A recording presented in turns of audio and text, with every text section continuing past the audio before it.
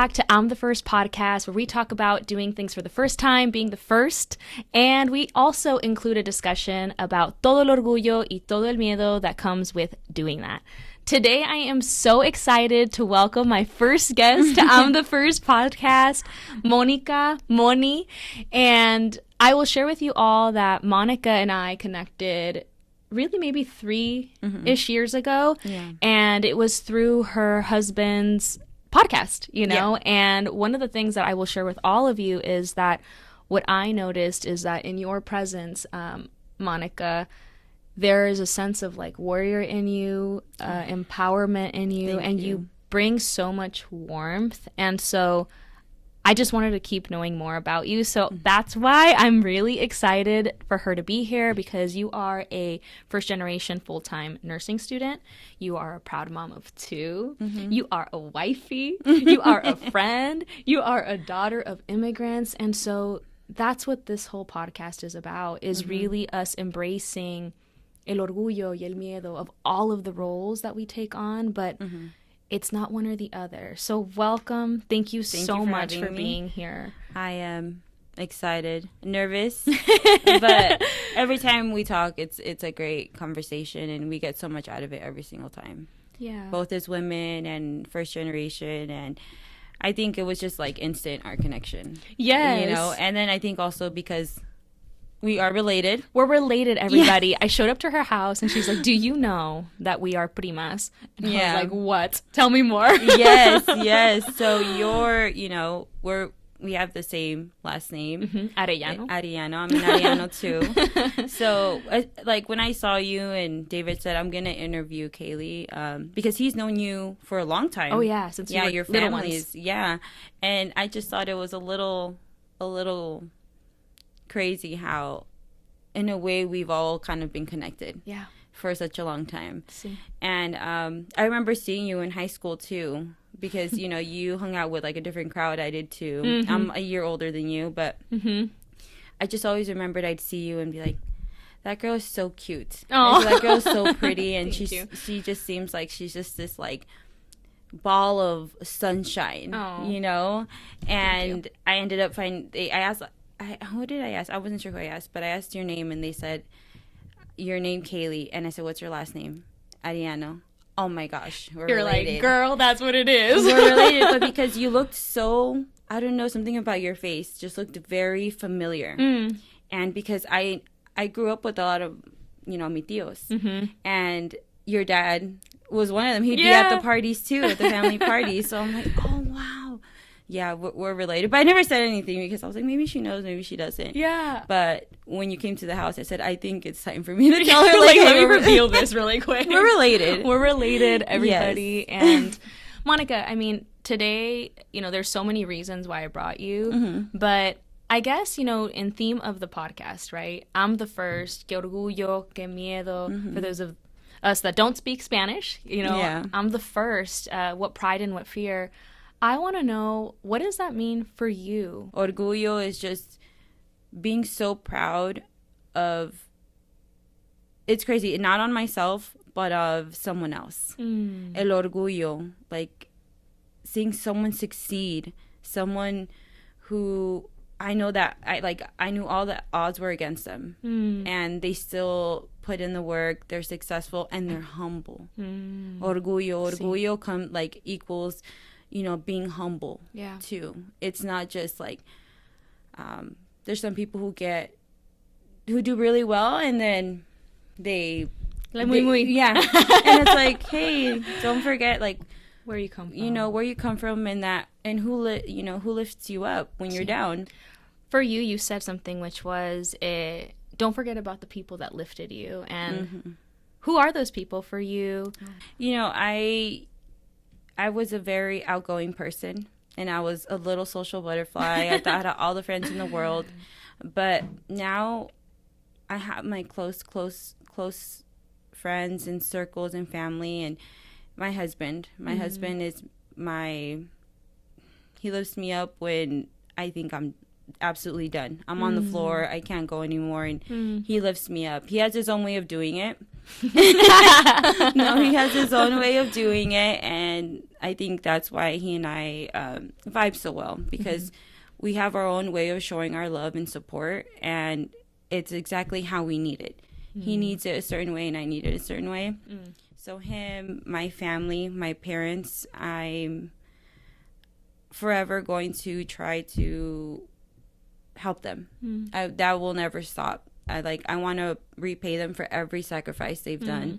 And my sisters, when they say it takes a tribe, Kaylee, it takes a tribe. And I have a lot of sisters. I have 5 sisters, 1 brother, and my brother too. They're all very uplifting, and if you need them, they'll drop everything and they'll come and help. It's a little hard sometimes. We know that because each one has like 6 kids. I love it. We're a big family, and I love it. I love it. Having a big family is a dream of mine. Yeah. And my close friends, I have strong women in my life, and all different aspects of my life. And I appreciate them all. So that little corner, that's it. That's all I need. I don't need any more. And then there's people who walk into your life and like you and bring such a different perspective on things. And I appreciate that. I really do. So, yeah. Wow. A whole tribe. And I appreciate you too, E. Monica, I think there's so many things that you are currently doing. Our audience doesn't know you, so I would love for you to share really, what are you about? What are you up to? What is life as Monica? So weird talking about myself, but I'm a heart mom. Luciana's a heart warrior, and what it means to be a heart mom, it's being so scared but being so brave at the same time. And it's, you're a new mom. Like, she's my first baby. I'm a first time mom, and I get her diagnosis. I am so scared. Like, multiply being scared of becoming a mom, and then hearing that your daughter has like a very severe heart defect. I had to learn how to really put my fears to the side of being just a mom to being a heart mom. Like, putting my fears to the side and being brave for my daughter, who was going to be born. She was going to be here soon. And I had to figure out, okay, what am I going to do? How am I going to help her? How am I going to be able to prolong her life the way they're saying? And I had to put my dreams to the side of school. School I had to pause going to nursing school, and that hurt. That hurt a little, but my daughter's life was it's a lot more important than mine. So being scared but being brave at the same time. And I think that comes with just being a woman. We face a lot of things, and I feel like we don't get what we can't handle. And sometimes it's a little too much, but why? I'm a crier. I cry. I don't care. I cry when I'm happy. I cry when I'm sad. I'm cried when I'm overjoyed. I cry when I'm so proud. Yeah. Because it's just a way I'm just like, want to get all of this feeling out. Yeah. Yeah. So there was a lot of crying, but there was a lot of love. There's a lot of love, even in the sadness. So even in those moments of absolute fear. Yeah. So that's what it is about being a heart mom. You don't know what you're going to get. You don't know. You can't plan a 5th birthday party. You can't plan it. You don't know. The heart community is so strong. As soon as I put out Luciana's story, and I'm glad I shared it. At first, I was very hesitant. Yeah. Because I don't want my daughter to be looked at as, oh no, like, poor girl. No. Oh, no, how brave, how strong. Sí. And if you meet Luciana, if you were to see her anywhere, she would put a smile on your face, because she just is a dream. She's joy. She's joy. Like, she is the perfect little baby I wish for, you know? And Lorena, oh my gosh. She's just, I look at her, she's just strength. Like, she's just como like, la mamá. yeah. And her and Luciana vibe off each other so much already. Wow. And it's so beautiful. My other daughter, her name is Lorena. She was a complete surprise. And I'm thankful for her every day, because she gave me the chance to experience motherhood in a different way. Luciana and I really bonded over trauma a lot. And the love was so magnified. But with Lorena, it was so subtle. It was so peaceful. Not that Luciana's wasn't, but with Lorena, I got to take her home after I had her. I got to get that contact, that first time, you know, skin to skin, and it's very different. So that's why heart moms really understand the trauma. A mom in general is being overjoyed in love and overstimulated. It's not rainbows and butterflies, don't get me wrong. This is a one-time thing. Like, you got to do my makeup in like in like 2 months. Oh my gosh. But my daughters keep me going. They keep me active, and motherhood's beautiful, but it's very hard. It's really special to hear the story from you directly, because I was one of the people that, you know, saw your story, your family's story through social media, right? And then I think I saw you when you were pregnant, because that's when we first recorded an episode. And then I saw you once you had both of them. Las dos chiquitas ahí corriendo. And like you said, with Luciana, las dos. With Luciana, it's like I got there and there was just such joy, and she was trying to help me see, like, oh, I want to go do this, and I want to go do this. And there was such strength in them, and I'm not surprised, being that you're their mom. There was a lot of things that you said, and I'm so glad that you're speaking to what it means to be a heart warrior mom, right? Because there might be people that don't know what that is, right? Yeah. But then you're also just speaking to motherhood and the sacrifices that moms make. I'm not a mother, you know, and I really respect moms. I have friends who are moms. I have my own mom, but then I also have so many clients who are in that transition. And one of the things that you said that stood out to me was, you know, you said, I had to leave my dreams. And essentially you put them on pause because you're back in school. Yeah. But I think for moms, or for people who have a plan on cómo va a ir las cosas. This is, okay, I'm going to do this, then I'm going to do this, then I'm going to do this. And it doesn't go that way.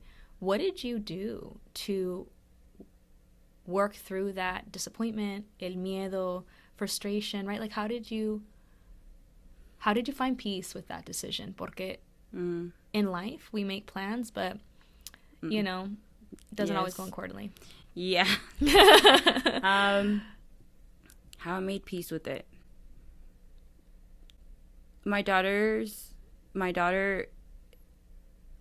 her life is bigger than my dreams. It's meaning that I had to keep her safe and healthy in my womb, and that was more important to me than my dream. I sacrificed that in putting it on pause because la escuela siempre va a estar ahí. Cierto. My daughter's health, that's timely. Like that is the most important thing to me. Throughout the pregnancy, I did have those moments. I saw my cohort graduate, and now they're nurses. They've been nurses for a year. Wow. So it was a beautiful thing for me to see. I wasn't envious. I wasn't angry. I wasn't sad. I was happy for them. I was genuinely happy for them because I know them. And they're nurses. Yeah. And hey, you know, my daughter's going to need care. And to have them graduate and them be nurses, that makes me happy. And everyone's path is very different. Claro. So they're on their own path and I'm on my own. But I did have to remind myself that this is just a season. This season is going to teach me so much, and it did. Just because I had my baby and I didn't go home and just be a mom. Yeah. I was in the hospital. I was trending labs. I was rounding with the doctors, the nurses. I was asking questions. Wow. I was seeing assessments be done. I was assessing my daughter. So it's not like I was completely out of the medical world, out of, you know, the nursing world. It's like you were in practice the whole time. Timing is everything. And you know, just to go back a little bit, my husband and I tried to have children for a very long time. And it took 8 years.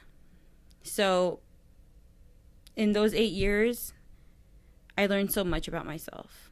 And I was very lost. I was very lost, and I was very out of touch with myself. In those 8 years, I learned friends come and go, that you are going to make mistakes and you are going to learn. In those 8 years, that's what I did. And when it was time, I became a mother. And in that time, I finished 1 year of nursing school. Yeah. And then I had a medically complex child. So, talk about timing, you know? And I'm going to say it, God's timing. Because we all try to put it in our hand and take control. And claro. No, I do believe in God, and his timing was everything to me. And you laugh. Like, you just laugh. You giggle. You're like, oh, you got a sense of humor, too. Yeah, like, this makes sense. So, Monica, help me understand. So you were a nursing student for a year, completed a year, then you got pregnant, had your baby girl, put it on pause, but now you're back. Yeah. You're back as a full-time nursing student. Why nursing? What's the first-gen experience like for you? I want listeners to hear your story, your experience, because we all have different maneras de navegarlo, but it's still a system that we navigate. Entonces, why nursing, and how has it been being a first-gen student for you? Well, actually, this is my second time going to school. Okay. I graduated from Cal State Fullerton in 2013. Okay. And I graduated with a BA in communications, a concentration in public relations. I left as soon as I graduated from high school. I was 17, and later that summer, I went to like a really cool summer bridge program. Okay. And I was 17, turned 18. So I was the first to leave my home. Yeah. And I have older siblings, but they were pursuing other things. They didn't really leave the valley. I completely left the valley. And it was scary. It was scary. And I listened to you when, you know, your podcast, when you're like, what the hell am I going to do? Yes. How the hell? Scary. You know, like, I'm here by myself. I've always had my friends around. Yeah. And my parents. My parents. And I grew up in a strict home. I had to be home by 10. Parents. Girl, me ganaste. I had to be home at 8. Oh. 8. But I'm thankful. I am thankful for that, because it kept us out of trouble. True. It kept us out of things. We missed out on a lot. I didn't think that then. I was like, really? I would get to... No, seriously, Monica. I would get to the movies at 5:30. Mom, I hope you're listening. I would get to the movies at 5:30. You know, my friends were so sweet. They would come with me. And then the movie would be over. And everybody was going to the 7:30 p.m. like viewing. Yeah. And I'm like, hey y'all, bye y'all. You know, because I had to be home by 8. But you're thankful for it. So cuéntame. No, yeah. I mean, I feel like I would do the same thing for my girls. It's all about, as you get older, you get a little more, you get wiser. Yeah. Right? The decision making comes with, good decision making comes with good guidance, I feel, sometimes. My dad would always be like, hey, every day you don't have friends. You have people that you know. And I'm like, oh, Dad, I have friends, you know, like, but I mean, there's truth to that. But yeah, so going back to your question, I grew up in a strict home. So when I left, I was like, oh, yes. This is my time. Freedom. Oh, yeah, I'm going to have so much fun. And I did. I had a great time. There was a lot of ups and downs, a lot of mistakes made, but I graduated. Yes, you did. I did the thing, and I was so scared that I wasn't going to, because I'm like, I don't know what I want to do. And honestly, I chose this because I was like, it seems to fit my personality. Like, I love achievement. Yeah, how can I help? You know, like, because I wanted to do event planning. Okay. You know, I loved event planning. I loved being in events and stuff. Oh, and that's awesome. A friend at the time, she was majoring in journalism, and she switched to PR. And I was like, hey, I think I'll do that too. Okay. You know, but it wasn't like, I truly I went in with the intention of being a biology major. Because I wanted to get into PA school. Girl, what? Yes. The math ain't mathin'. I mean, the math ain't mathin'. And that's exactly what I said when I saw bio in my schedule. And I was like, oh, we're going to have to do a little change here. Because if I'm honest, I was 18 years old. Same. That would have been just locking down. Same. And being in school, the maturity wasn't there. The motivation in that wasn't there, if I'm honest. I wasn't ready for that. Yeah. And I got to experience a lot of things, and things that I learned from. And I met so many great people. And I still think about them, and I still hope they're all doing well. So I graduated in 2013 with David. We both college sweethearts as well. And we moved back to the Valley. I got a job here, several jobs. In it, I think I had like one job, and it's like a marketing print firm. Okay.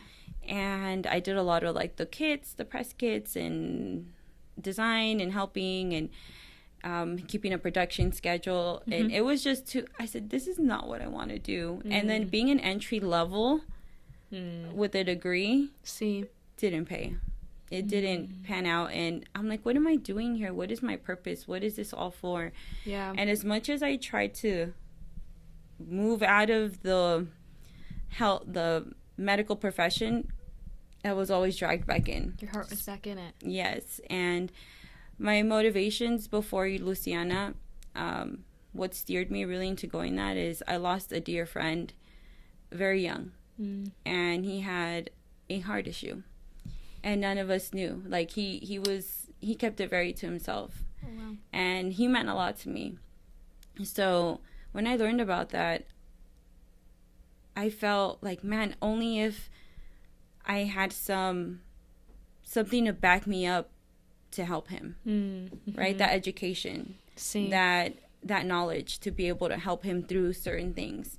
Because at the same time, we're kids. Like, yes, we're in our early 20s, but we're still kids. You know, we're still trying to navigate through life and figure ourselves out. Yeah. So when that happened and he passed, like, it really taught me about immortality. Like, it really taught me about, we're not here forever. So what are you going to do with that time? And he was the type to be like, live your life, go travel, do things. There's never going to be money, you know?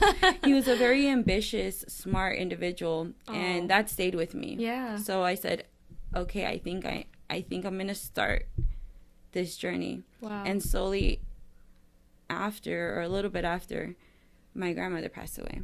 And she passed away from complications with diabetes.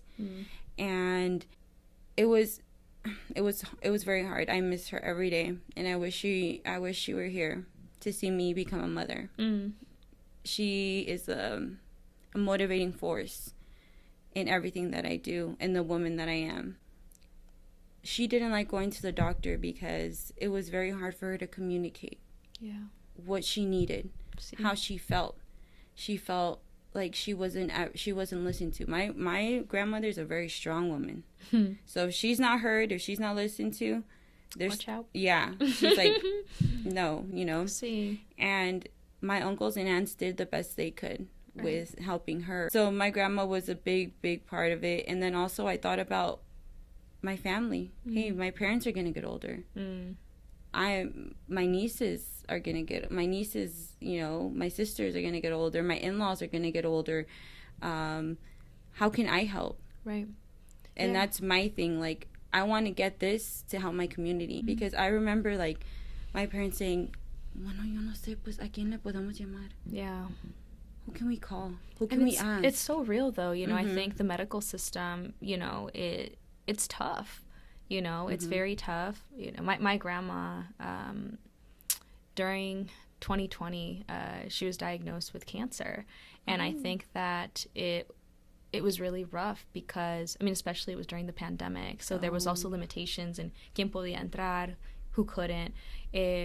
But the medical system can be very difficult for people who have language barriers, you know, and it is so scary because sometimes she would go, and she, still to this day, va al doctor, and it's like, abuelita, ¿qué te dijeron? What did they say? And she's like, no, pues no sé. It's like, I don't know, you know, and so I think that it is such a beautiful thing that we are going to have nurses like you who are not only wanting to support with the health matter, but really with breaking down those barriers and making the medical system accessible to all people, to many people, and to our community. And so I really commend you for that, you know, because even in listening to your story, because again, I didn't know any of this. You know, it's so interesting how life does runs its course. You know, there's so many different reasons for you, and I'm so glad that it was a pause and not a stop.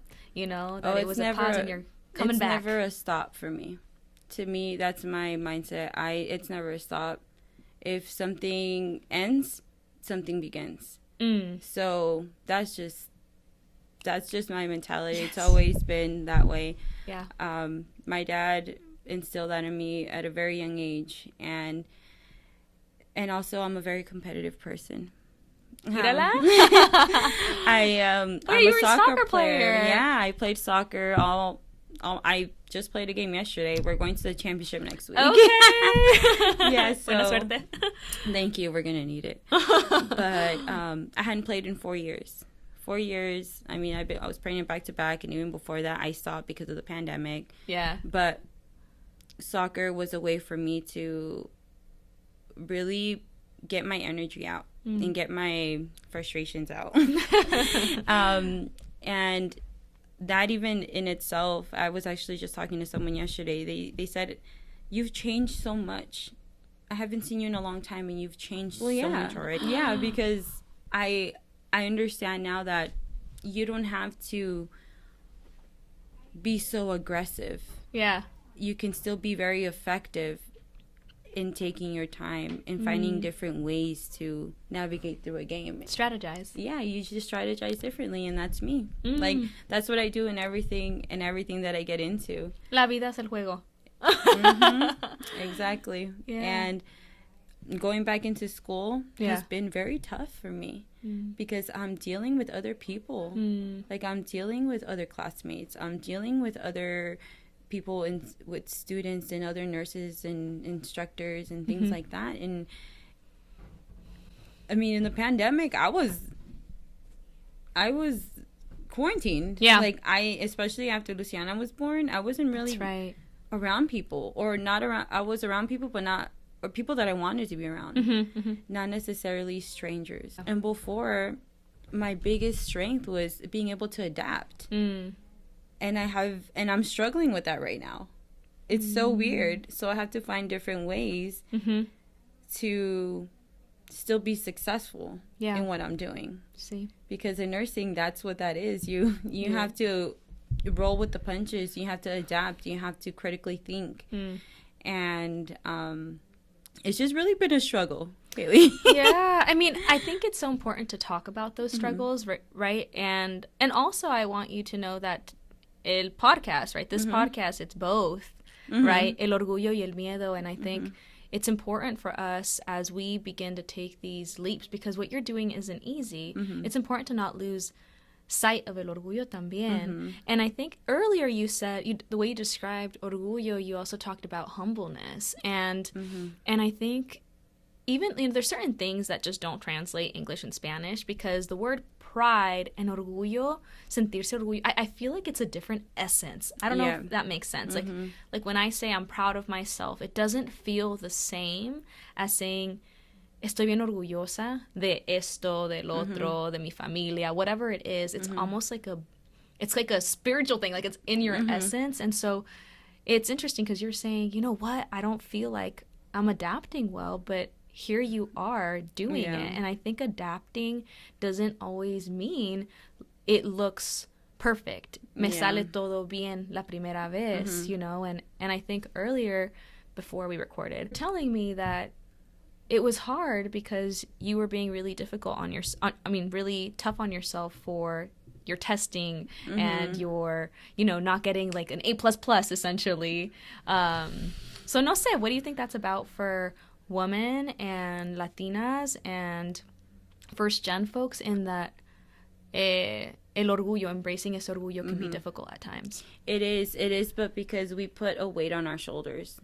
It's a great thing. It's a great thing, but it's also a very crippling thing. Like, it's so much. And as I mentioned, I've kicked ass all throughout the semester. Can you cuss? Yes, girl. I've kicked ass and worked my ass off at the beginning of the semester for something like this. Not doing as well as I want on an assignment or in an exam. And it's okay. The time came. I didn't do well on an exam. And I was so upset. I was so hurt and disappointed by myself. Everyone else was like, you're fine, you're gonna pass the class, and I'm like, no, but me, like, I have a standard for myself. And I think we're our biggest critics. My best friend told me that yesterday. We're our biggest critics, and it's because we want to be great at everything that we do. Because if we are, our cup, it gets, you fill it up a little bit each time. But when something goes wrong, it's like we dump it all out, and we're like, oh, you know. So yesterday, that was a big thing. So give yourselves grace. I did that. I took a step back. I felt what I wanted to feel. I learned from it, and I didn't do well. So now my next exam, trust, I'm gonna do the best that I can. Have it be on record. Yes, because that's just how I come back. That's how I deal with it. And being a first generation, being a woman, and we're so hard on ourselves. No, es muy cierto, Monica. And I think that, I don't know how to describe this because I feel like it sounds weird when I say it. So, and for those of you who don't know, like, I sometimes talk without thinking. Like, I just kind of, same. It's like in process, and I always say that. I'm like, I'm halfway thinking, just like I'm just talking out loud, But I think for me, what's the most difficult, Monica, is that I feel like kind of like that standard that you said. It's like I have an idea of what I believe I am capable of, the potential. And so it's a lot of my frustration with self is when I know that I could do it differently, do more, pero el miedo me para, or, you know, it's like, it's that not fulfilling the potential piece that's very hard for me. But I think also, you know, no nos va a salir todo bien la primera vez. And sometimes it's less about que nos salga perfecto, and it's more about how do we get back up when we have a difficult season, when we have a difficult moment, we have a difficult test, when we change gears, when life does its lifing thing, where I had this plan and it turned sideways, you know. And so it's a combination of, yeah, like you said, like our own pressure that we put on ourselves, and really learning to embrace both, you know, that we can believe that we can do better. And that's a beautiful thing, right? Porque in some ways it's like, I believe in myself. On the other hand, it's also about, no me salió bien esta vez, and what am I going to do about it, you know? And no me salió esta vez, pero no significa que no voy a poder the second time or la tercera vez. You know, it's practicing that grace, and I talk about that with so many clients, with myself. Now I'm here with you, you know, like it's a theme. You know, the imposter syndrome is real. And especially I feel in us, because we're just thankful to be here. We're just thankful to be be thankful to get education.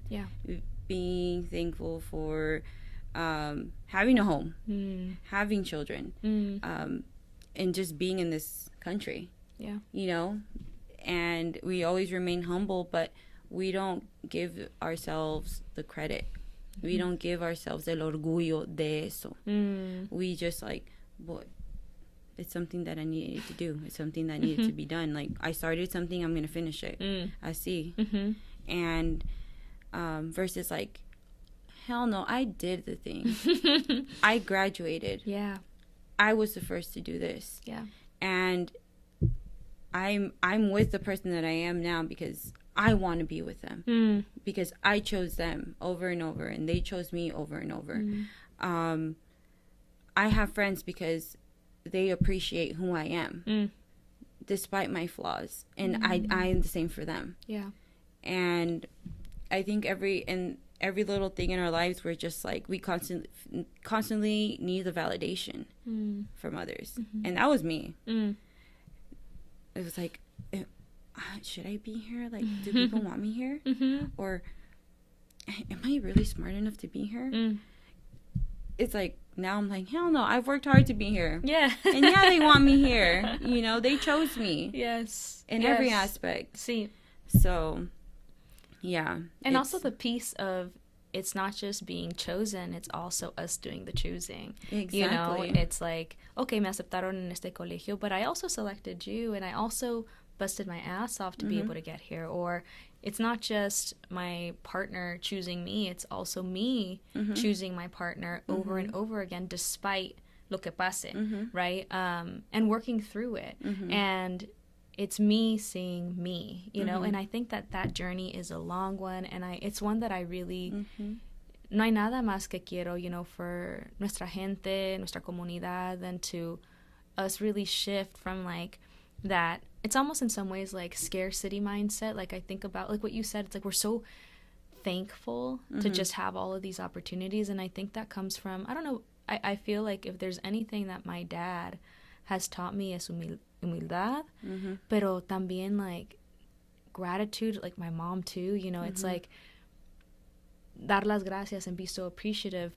And I think there needs to be a balance, because what I'll tell you is that when I graduated from, you know, getting my master's and I got my first job, being so thankful, what that resulted in, and feeling so lucky, what that resulted in is me not negotiating. What that resulted in was me accepting less than I think I was really deserving of. And I think that que so es algo muy bonito tener esa humildad and to be thankful. But I think how do we do both?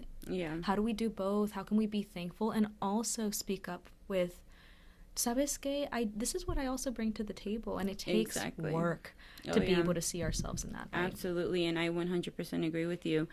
In nursing school, toward the end, you have to go through an interview panel. They give you like mock interviews.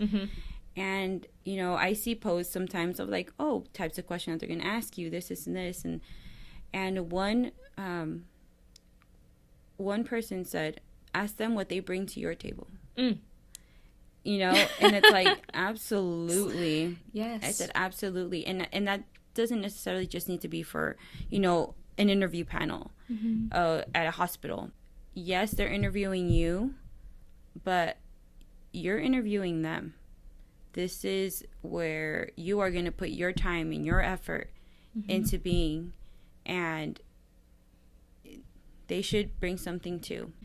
One thing I will say, being a college graduate and getting a first job, I just want to give advice. I just want to give All right, advice. I'm going to sit down real quick. Cuéntame. Don't undervalue yourself just because you graduated from college. Like, don't let them think, oh, well, you're entry level. No. I can do it if I learn it. Do not undervalue yourself.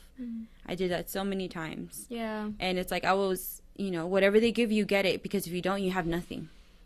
You'll leave, and if you say, no, I don't want this job because you're not paying me this, now you're left with nothing.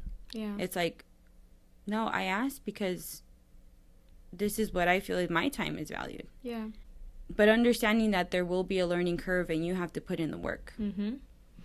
As you're saying that, you know what it brings me to is the first time I did negotiate.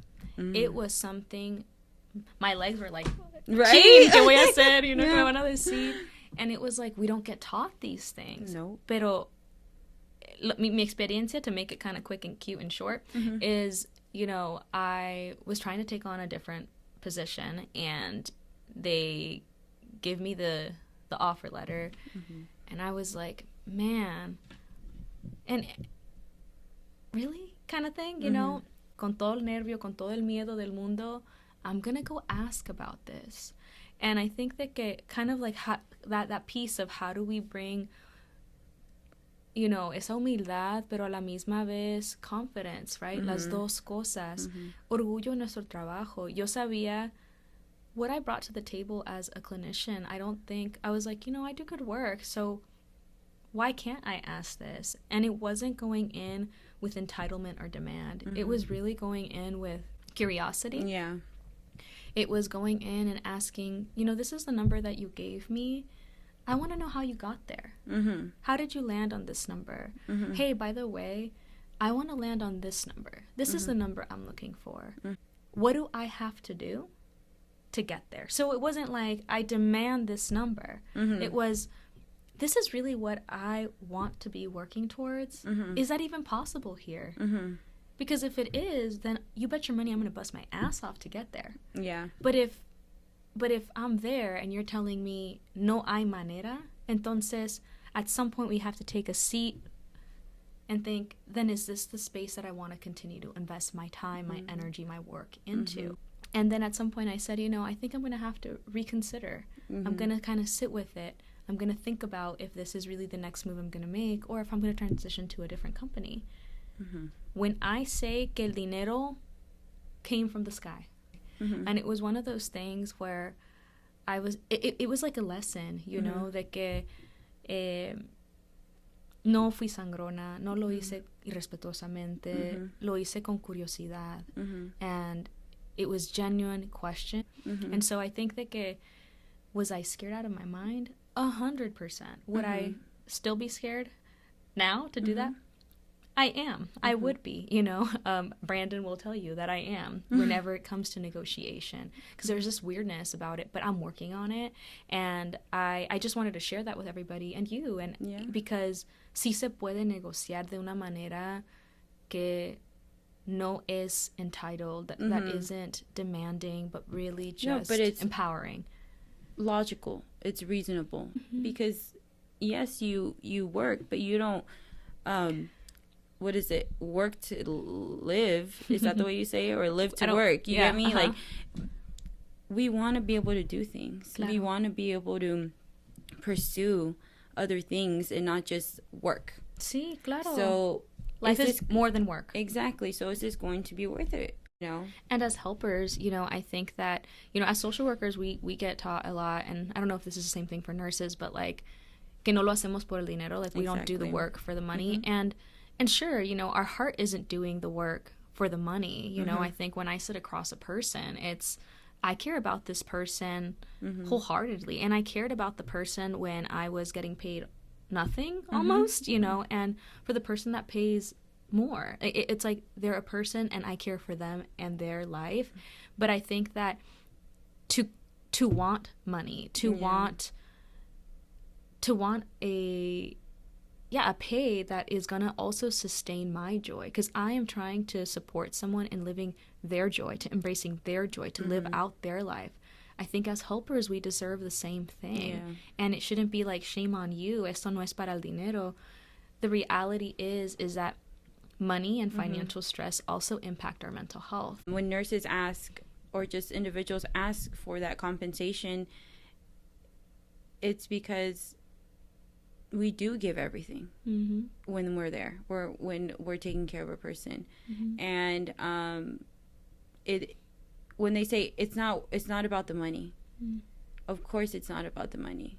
It's not about the money, because when we do something, it's 100% every single time.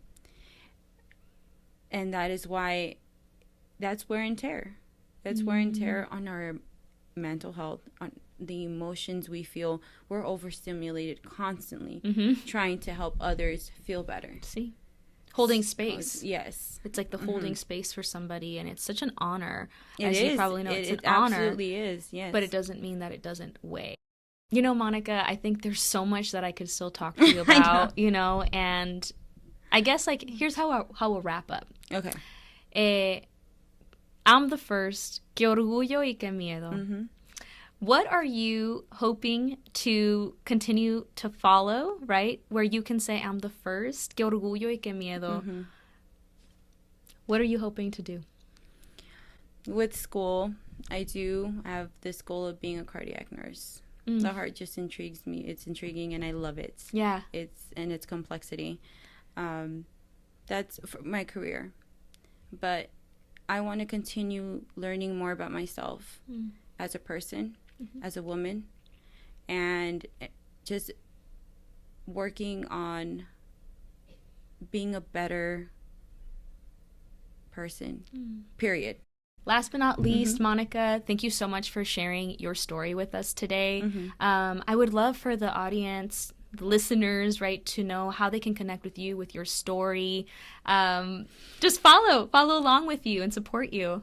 So my Instagram account is currently private, but I am going to be starting one about my journey in nursing school and just me as a professional. Amazing. And also being a heart mom, it's going to include everything, because a person isn't just one thing, or there's just so many things to one person. So I will send that to you. Okay. And hopefully by the time you post this, I'll have my Instagram handle name. You got it. And then I'll go ahead, and for those listening, when I post about this episode, I will also include it in the caption and the description. And thank you for tuning in.